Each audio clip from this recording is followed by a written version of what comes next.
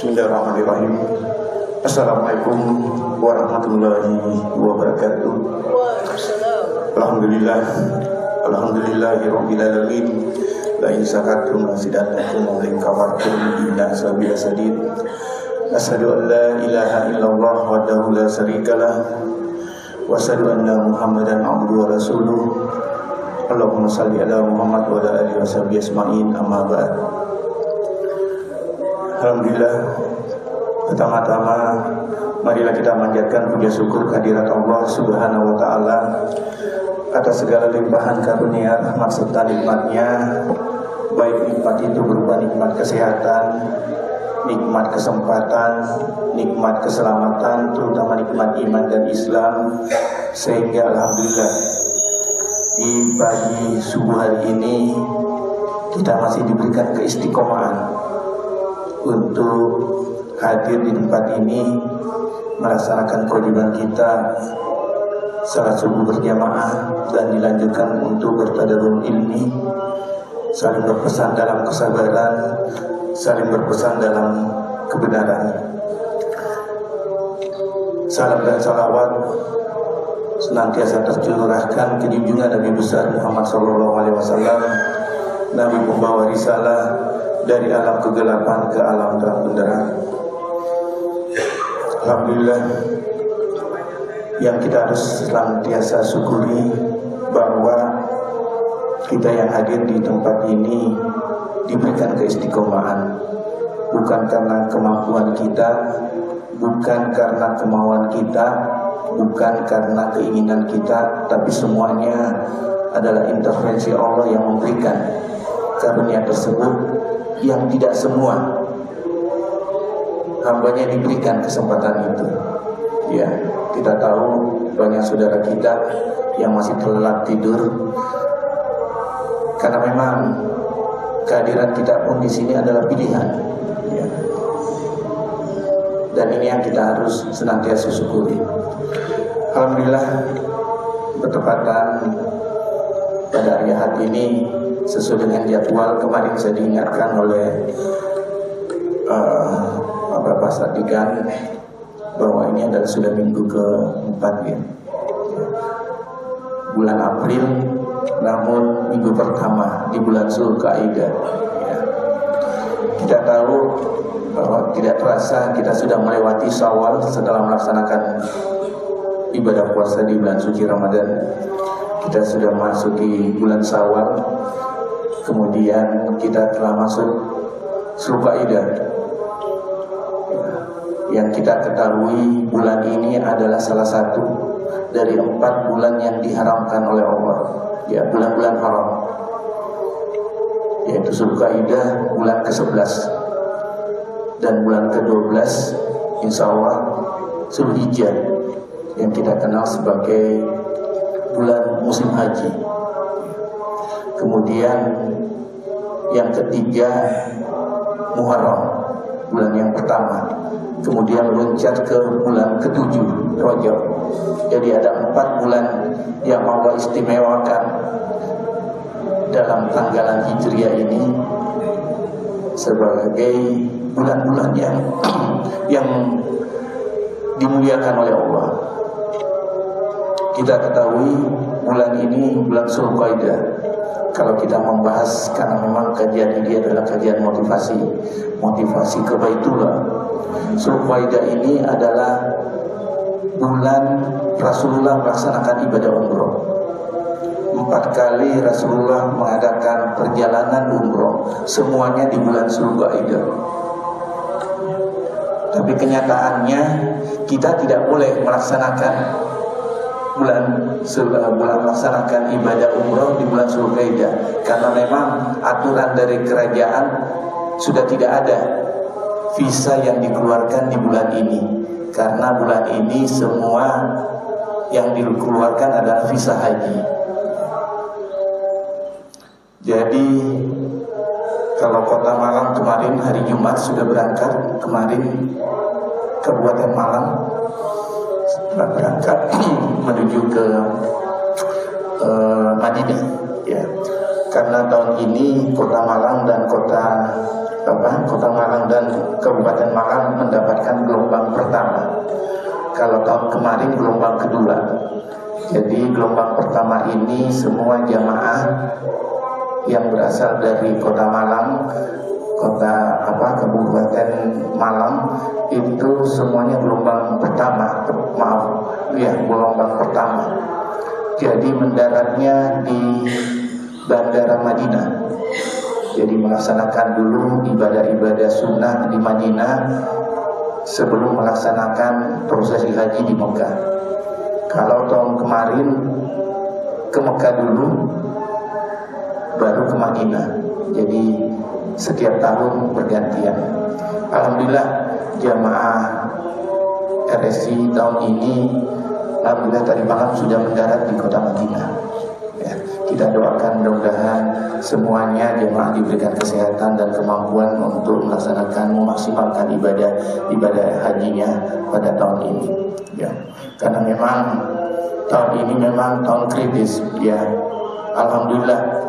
Zulqa'dah itu juga kadang disebut sebagai bulan gencatan senjata, dan memang kenyataannya untuk sementara perang yang ada di sana sementara ada gencatan, jadi pesawat masih bisa diperkenankan untuk take off. Ya. Baiklah Bapak Ibu, pada subuh kali ini setelah kita 2 bulan yang lalu terakhir kita masuki topik yang ke-6, yaitu 10 langkah nyata menuju ke Baitullah. Yang saat itu dari 10 langkah ini memang saya bagi 2, dan hari ini saya melanjutkan 10 langkah itu. Jadi 2 bulan yang lalu mungkin mudah-mudahan Bapak Ibu masih ingat itu 1 sampai 5, ya, bagaimana langkah nyata kita menuju ke Baitullah. Dan pada subuh kali ini saya akan melanjutkan, insyaallah mudah-mudahan waktunya cukup hingga salat subuh nanti.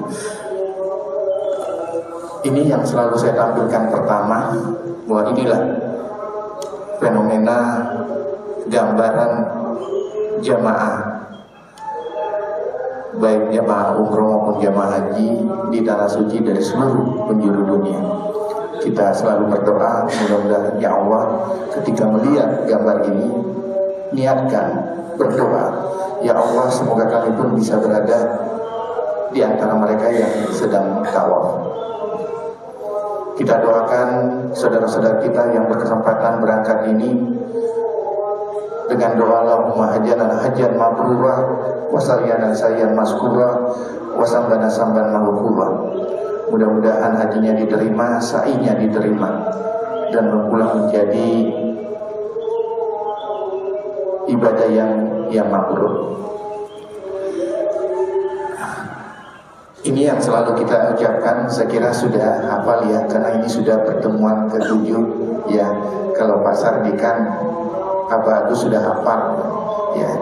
Kita bertalbiyah sebagai tanda bahwa memang niatan kita, salah satu kalimat ini adalah salah satu memantaskan diri kita untuk mendapatkan panggilan dari Allah Subhanahu wa taala. Mari kita bertalbiyah ya. Kita akan insya Allah kita mengilustrasikan diri kita ini sedang dalam perjalanan menuju ke Baitullah.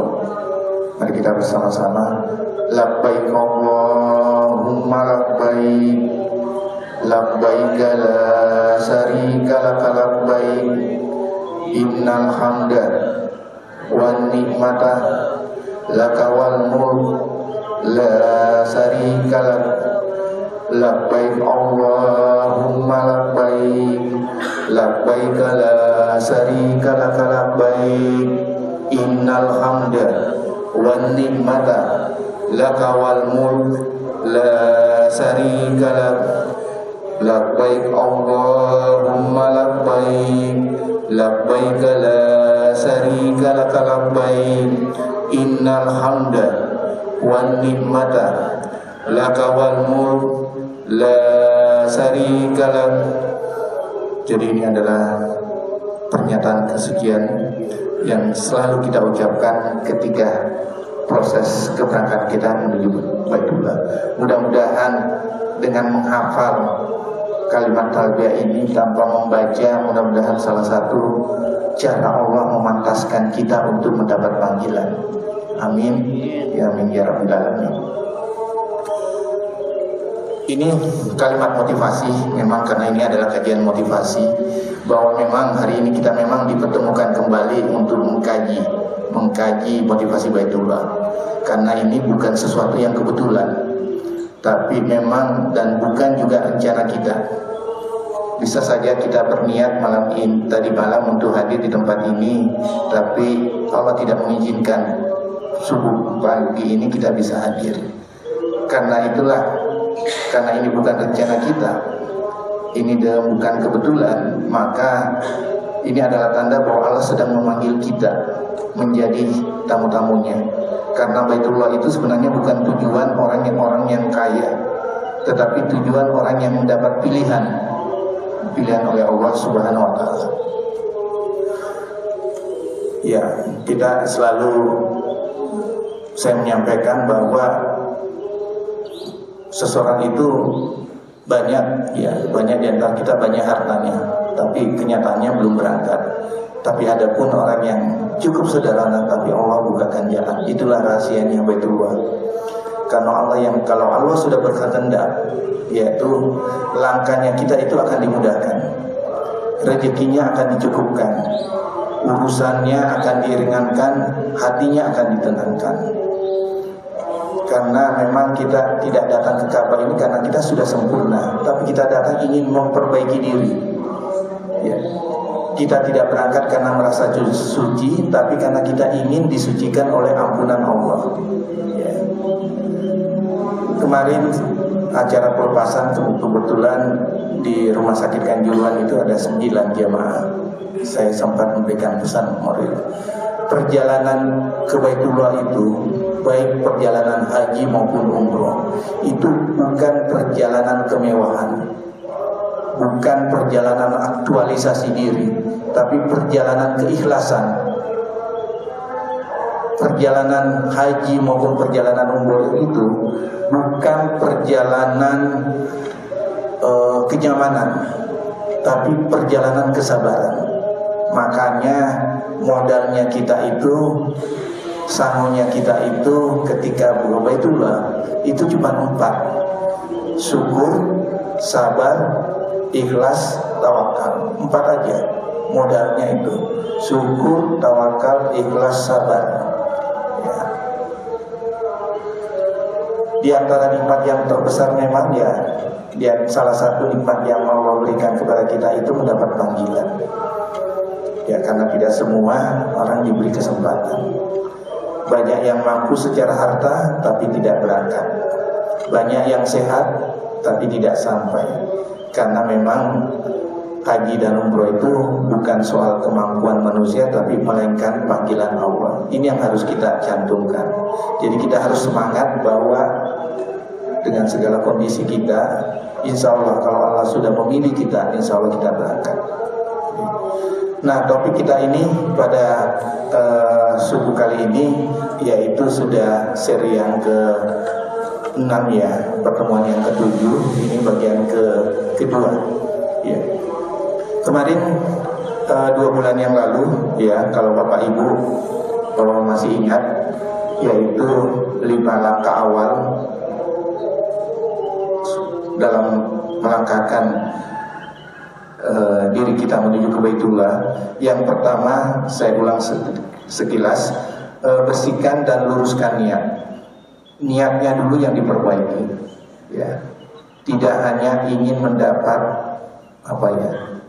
aktualisasi diri di masyarakat, ingin mendapat pengakuan, itu harus diluruskan dulu. Kemudian perbanyak istighfar dan taubat.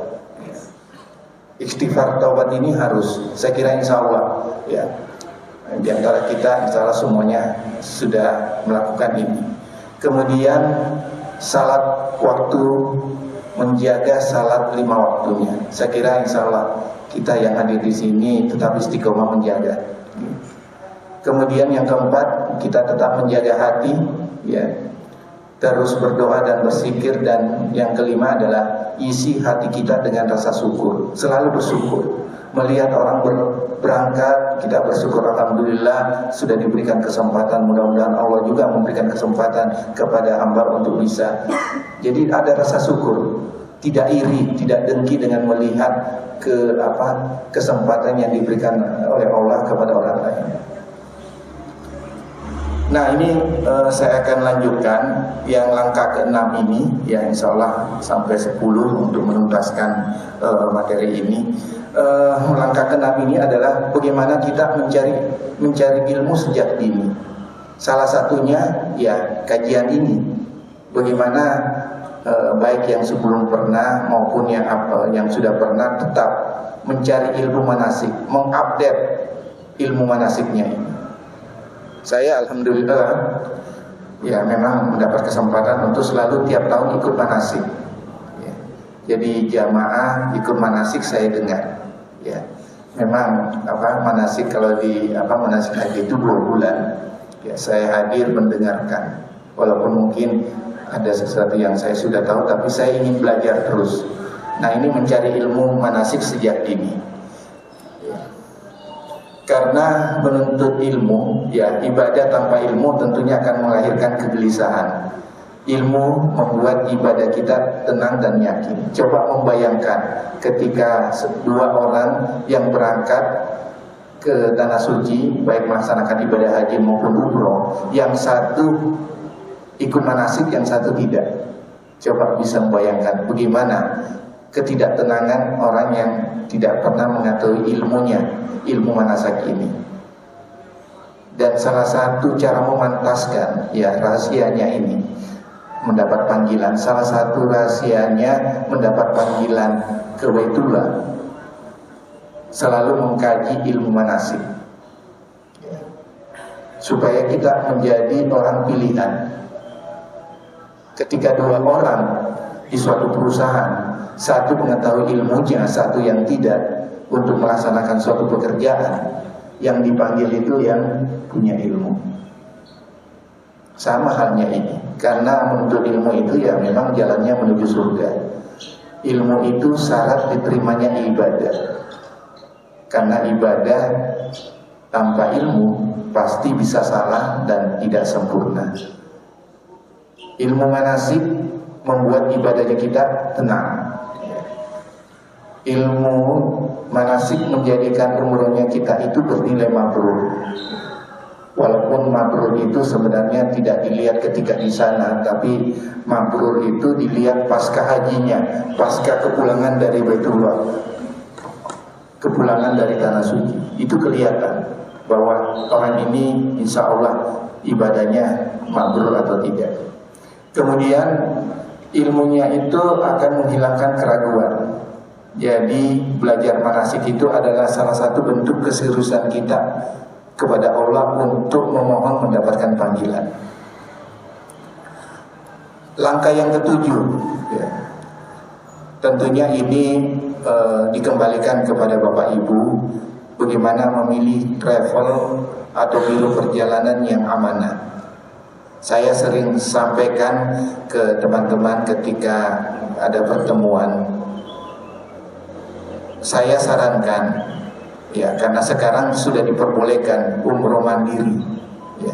Umroh mandiri itu tidak mesti harus melalui travel, bisa berangkat sendiri ya, walaupun visanya itu tetap harus minta bantuan travel untuk, karena mereka punya akses untuk mengajukan visa. Jadi ketika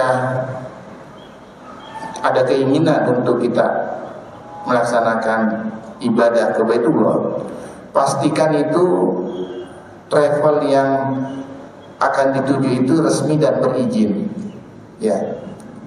Jadi terdaftar sebagai penyelenggara ibadah umroh, haji dan umroh. Kemudian cek rekam jejak dan reputasinya. Sekarang dengan medsos gampang.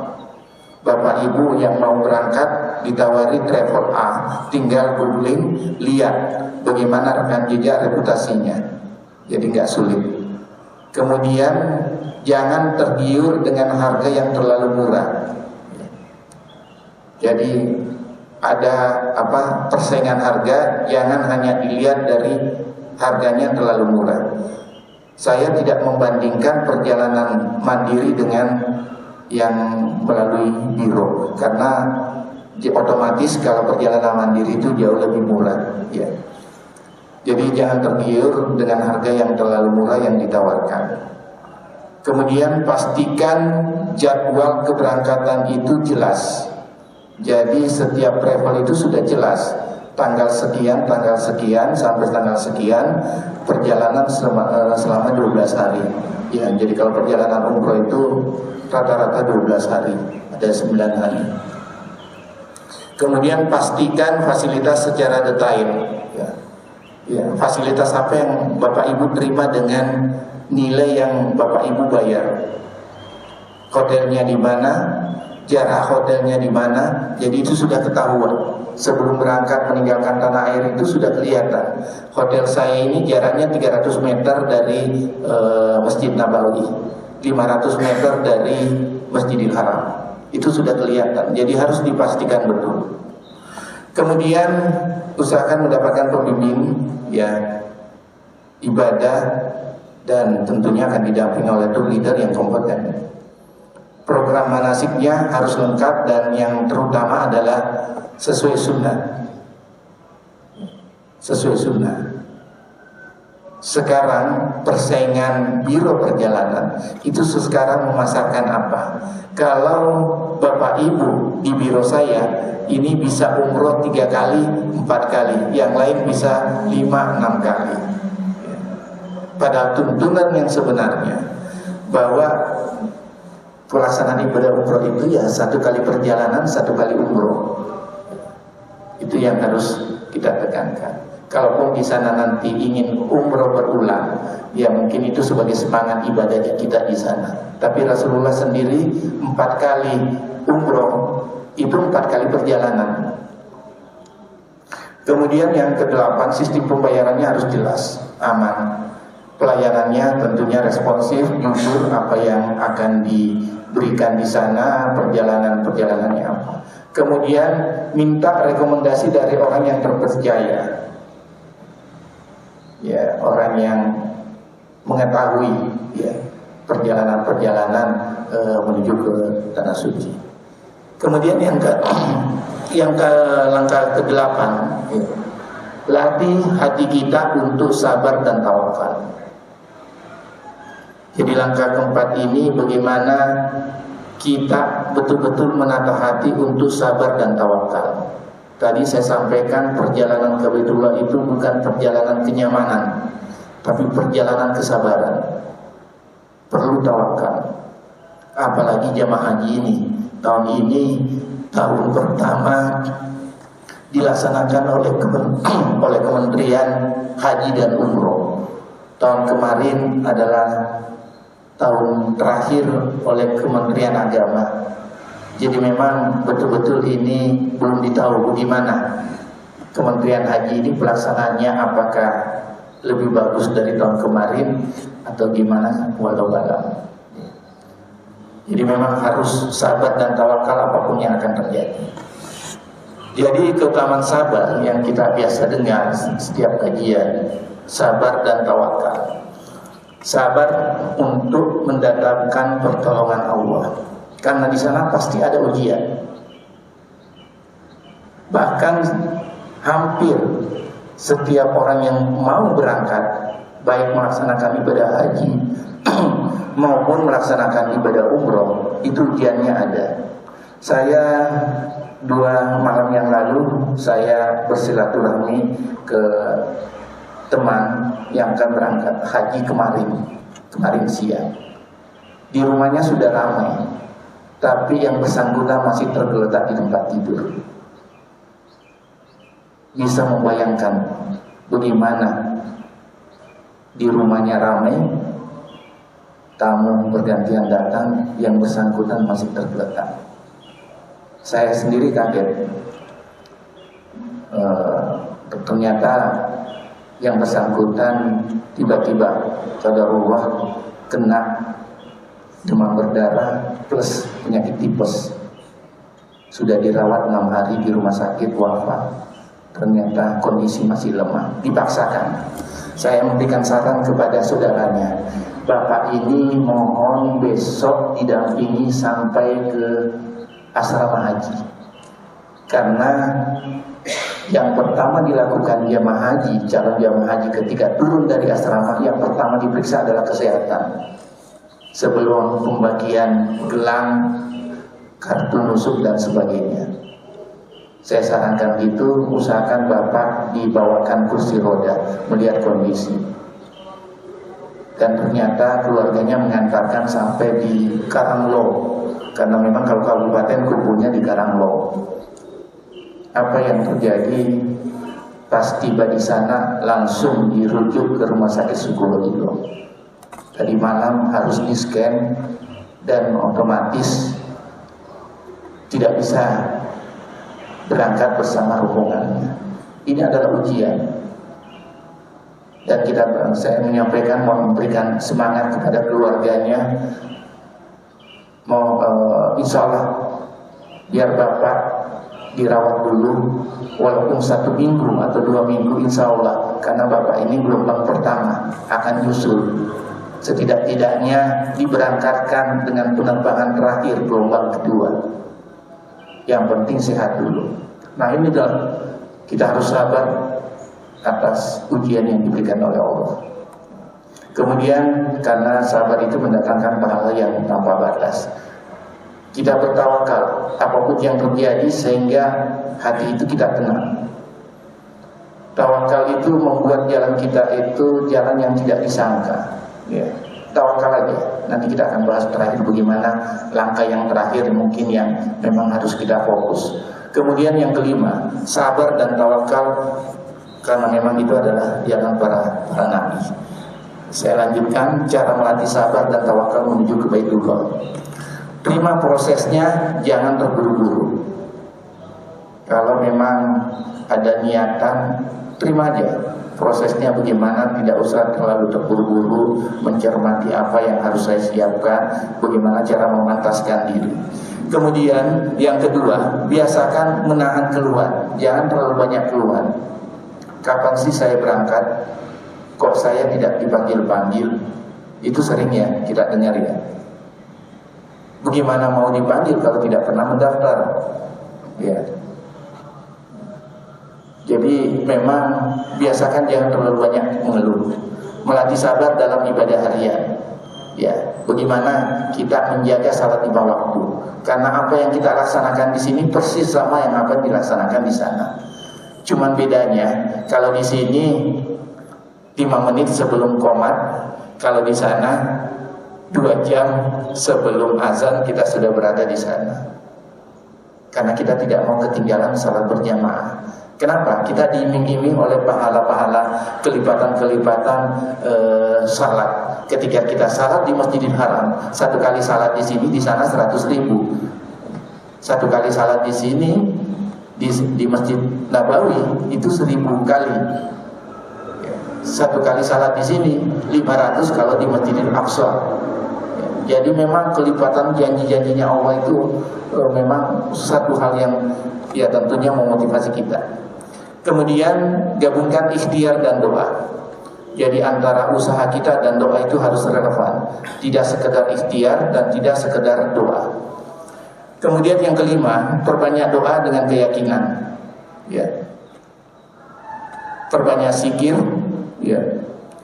Kemudian lihat kisah-kisah orang-orang yang dimudahkan oleh Allah. Kita termotivasi.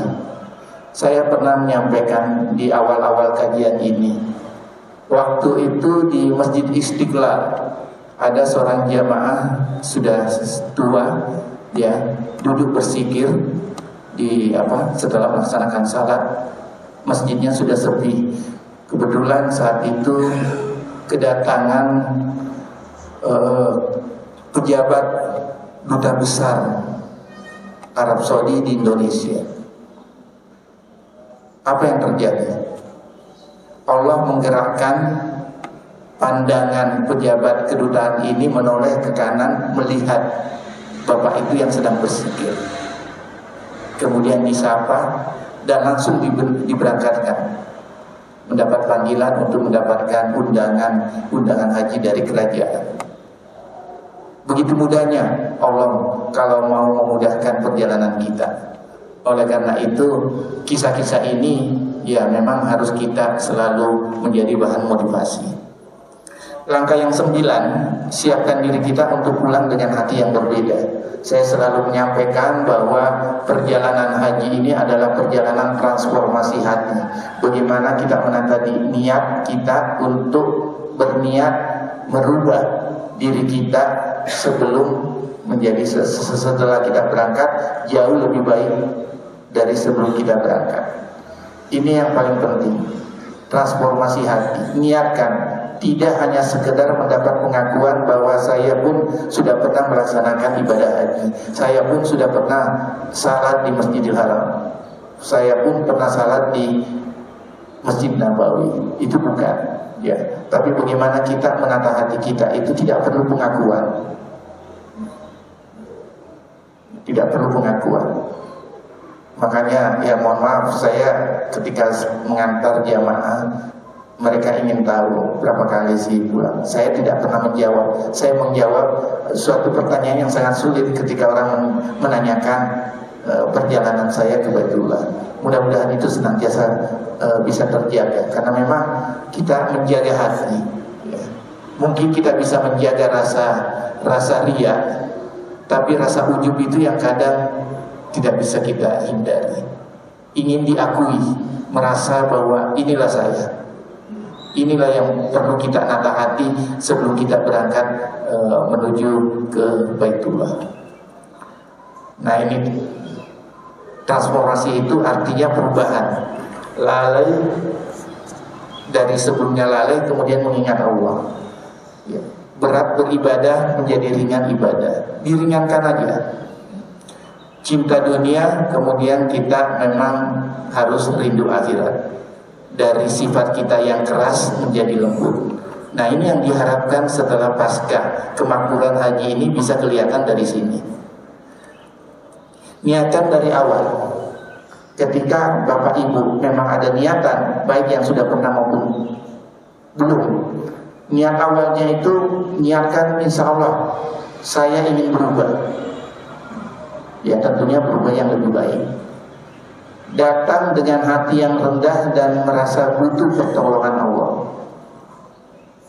Perbanyak tangisan taubat, istighfarnya yang banyak.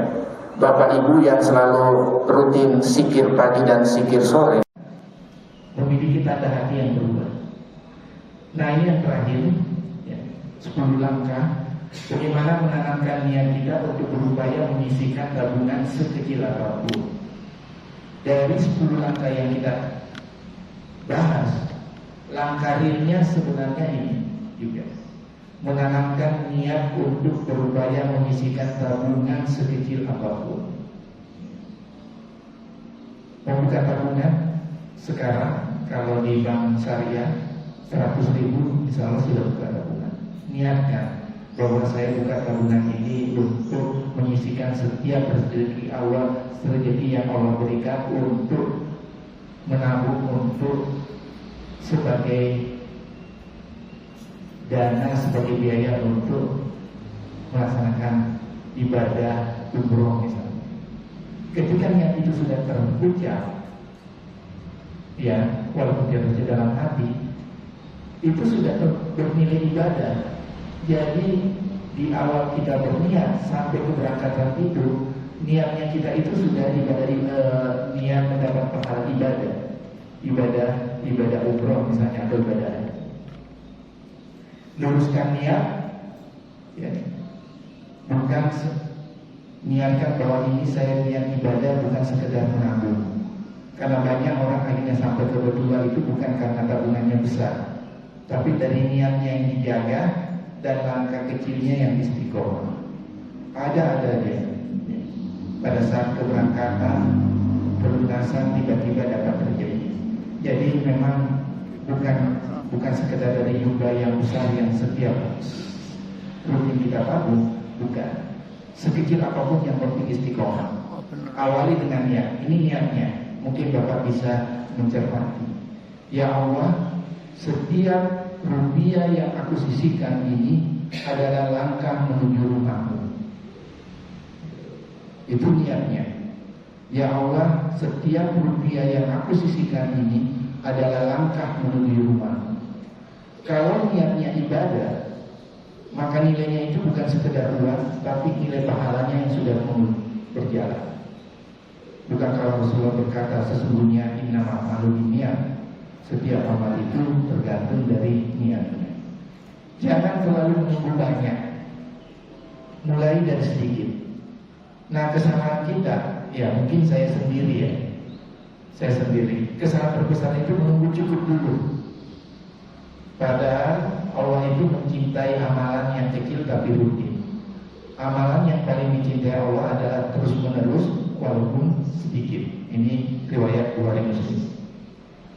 Yang ketiga, jadikan tabungan itu sebagai bukti rindu. Jadi ketika kita mulai menabung, kita setiap ingin menabung, jadikan bahwa inilah bukti bahwa betul-betul saya rindu untuk kebaikan. Saya berharap mendapat panggilan. Jadi setiap kali menyisihkan uang, tanamkan rasa bahwa ini bukti bahwa aku rindu kebaikan. Dengan begitu, menabung itu tidak akan terasa berat, tapi penuh harapan. Ketika kita menabung, kita insya Allah tidak merasa berat, tapi penuh harapan. Kita berharap, ya Allah, mudah-mudahan ada rezeki lain yang bisa menambahkan lagi, mencukupi biaya saya menuju kebaikan. Sisihkan dari awal, bukan sisanya. Kalau memang kita berniat, ketika kita mendapatkan langsung di awal kita sisihkan sekecil apapun, tidak mesti harus besar, karena kebutuhan kita juga banyak yang lain. Kita sisihkan 100, niatkan penuh harapan untuk mendapat panggilan. Jadi walaupun kecil tapi pasti. Kemudian buat target kecil dan realistis, jangan terlalu besar. Ini ilustrasi aja. Contohnya 5.000 atau 10.000 per hari atau per minggu. Yang penting di tetap terasa ringan, tidak memberatkan, dan kuncinya adalah istiqomah. Jauhi pengeluaran yang tidak perlu. Saya kira kita harus bisa membedakan antara kebutuhan dan keinginan. Alihkan sedikit untuk kita jadikan tabungan kebaikan. Jadikan ini sebagai amalan keluarga. Kenapa? Memang harus punya dukungan. Dalam satu keluarga ada suami, ada istri, ada anak, harus berkolaborasi, harus menyemangati. Ayo kita nabung lagi, ya. Kalau perlu buat cadangan umroh bersama. Insya Allah akan terasa ringan, karena kita kolektif berjamaah. Segala sesuatu yang berjamaah itu insya Allah ringan. Libatkan doa dalam setiap tabungan. Setiap menabung, ucapkan, ya Allah, berkahi dan lipat gandakan ini, jadikan jalan menuju ke Baitullah. Itu aja niatnya, dalam hati, tidak usah keras-keras. Ya Allah, berkahi dan lipat gandakan ini, jadikan jalan menuju ke Allah. Karena yang mempercepat itu bukan uang, tapi pertolongan Allah. Itu yang harus kita tanamkan. Yang ke-9, yakin Allah akan membukakan jalan. Barang siapa yang bertakwa kepada Allah, Dia akan memberikan jalan keluar dan rezeki dari arah yang tidak disangka-sangka. Banyak orang akhirnya berangkat bukan karena tabungannya cukup, tapi karena Allah yang mencukupkan. Sepakat ya? Kira-kira sepakat Bapak Ibu? Banyak orang akhirnya berangkat bukan karena tabungannya cukup, tapi karena Allah yang mencukupkan. Yang terakhir, ingat tujuannya, tujuan awalnya, tujuan besarnya. Setiap kita menabung kok berat ya, langsung ingat tujuannya. Ingat Ka'bah, ingat keinginan untuk sujud di Masjidil Haram, ingat ingin berdoa di Mulkasam dan sebagainya, ingin berziarah ke makam Rasulullah. Itu yang memotivasi kita, sehingga ketika kita merasa berat, itu yang memotivasi kita lagi, memberikan semangat kita untuk meringankan ikhtiar kita, sehingga uang sekecil apapun itu akan terasa berarti. Kesimpulan dari 10 langkah nyata menuju ke Baitullah, ya. Yang pertama, bersihkan dan luruskan hati, ya. Silakan di list Bapak Ibu, kira-kira yang 10 ini saya kira masih ada selain 10 langkah ini, tapi inilah yang kira-kira yang mendominasi bagaimana ikhtiarnya kita. Yang pertama, bersihkan dan luruskan niat. Kemudian memperbanyak istighfar, saya kira sudah. Jaga salatnya juga sudah. Jaga hati, terus doa dan berzikir, ini tergantung masing-masing Bapak Ibu. Isi hati dengan selalu bersyukur. La in syakartum la azidannakum wa la in kafartum inna azabi lasyadid. Apabila kamu bersyukur, insya Allah akan menambah nikmatnya, ya. Cari ilmu manasik seperti ini, ya. Bapak Ibu yang hadir ini adalah orang-orang pilihan yang diberikan kesempatan untuk duduk sampai suruh untuk mendapatkan sedikit ilmu tentang motivasi ini. Memilih travel yang amanah, saya kira itu langkah berikutnya, yaitu kemudian bagaimana senantiasa kita melatih hati untuk tetap sabar dan tawakal untuk mendapat panggilan. Kemudian siapkan diri untuk pulang dengan hati yang berbeda. Kuncinya siapkan diri, niatkan diri bahwa ketika saya pulang harus berubah. Kemudian yang terakhir, menanamkan niat untuk berupaya menyisihkan tabungan sekecil apapun. Saya kira ini 10, silakan Bapak Ibu menulis sendiri. Kira-kira yang mana sih yang masih kurang? Insya Allah dengan 10 langkah ini, salah satu dari 10 langkah ini merupakan cara memantaskan diri kita untuk mendapat panggilan dari Allah Subhanahu wa Ta'ala. Amin, amin ya Rabbil Alamin. Ya Allah, perkenankan diri hamba senantiasa bisa berada di antara tamu-tamu Allah di Baitullah. Amin, amin ya Rabbil Alamin. Saya kira demikian kajian kita tepat masuk waktu zuhur. Kalau mungkin ada satu atau dua pertanyaan yang mau ditanyakan, silakan. Kalau memang tidak ada, silakan Bapak Ibu kalau ingin sharing, ya, tentang haji umroh. Insya Allah apa yang saya ketahui, insya Allah kita bisa berbagi. Kemudian kira-kira program apa? Karena begini Bapak Ibu, sekarang sudah masuk Zulhijjah, 1 minggu, 2 minggu sebelum kedatangan jemaah haji itu memang sudah di stop visa umroh. Kapan lagi dibuka? 2 minggu setelah prosesi wukuf di Arafah. Jadi jamaah pulang, menjelang pulang itu visa umroh itu sudah dibuka. Jadi biasanya travel itu bulan Juli itu sudah membuka program-program untuk perjalanan. Jadi silakan kalau mungkin memang ingin bertanya atau apa, silakan. Insya Allah mudah-mudahan kita bisa saling membantu motivasi untuk melaksanakan ibadah ke Baitullah. Saya kira itu mungkin Bapak Ibu, mudah-mudahan yang sedikit ini ada manfaatnya, bisa memotivasi kita, karena memang kita itu korbannya memang harus selalu dimotivasi, selalu ada yang mengingatkan. Jadi jangan bosan untuk selalu ikut-ikut mendengarkan kajian-kajian yang berhubungan dengan masalah perjalanan ke Baitullah. Tidak ada masalah. Saya kira kita harus tetap bermotivasi. Saya kira itu sebelum kita tutup dengan doa penutup majelis, kita berdoa bersama-sama semoga Allah membukakan hati kita, memberikan rezeki yang berkah dan melapangkan kesempatan untuk mendapat panggilan Allah untuk melaksanakan ibadah ke Baitullah. Bismillahirrahmanirrahim. Alhamdulillahirabbil alamin. Hamdan yuwafi ni'amahu yukafi masidah. Ya Rabbana alhamdu kama yanbaghi li jalali wajhika wa wasi'na sultanik. Allahumma shalli ala Muhammad wa ala alihi washabihi ajma'in. Allahumma inni as'aluka ilman nafi'an wa rizqan thayyiban wa amalan mutaqabbal. Rabbana zalamna anfusana wa illam taghfir lana wa tarhamna lanakunanna minal khasirin. Rabbana la tuzigh qulubana ba'da idh hadaytana wa hab lana min ladunka rahmatan innaka antal wahhab. La ilaha illa anta subhanaka inni kuntu minadz zalimin. Allahumma ighfirna bi halalika haram wa bi haramika siwa. Allahumma yassir lana siyaratana ila al-mahadal mukarramah wal madinah munawwarah uruju ila baladina salam wa afiyah. Allahumma yassir lana siyaratana ila al-mahadal mukarramah wal madinah munawwarah uruju ila baladina salam wa afiyah. Allahumma yassir lana siyaratana ila al-mahadal mukarramah wal madinah munawwarah uruju ila baladina salam wa afiyah. Allahumma rabbana atina fid dunya hasanah wa fil akhirati hasanah wa qina adzabannar.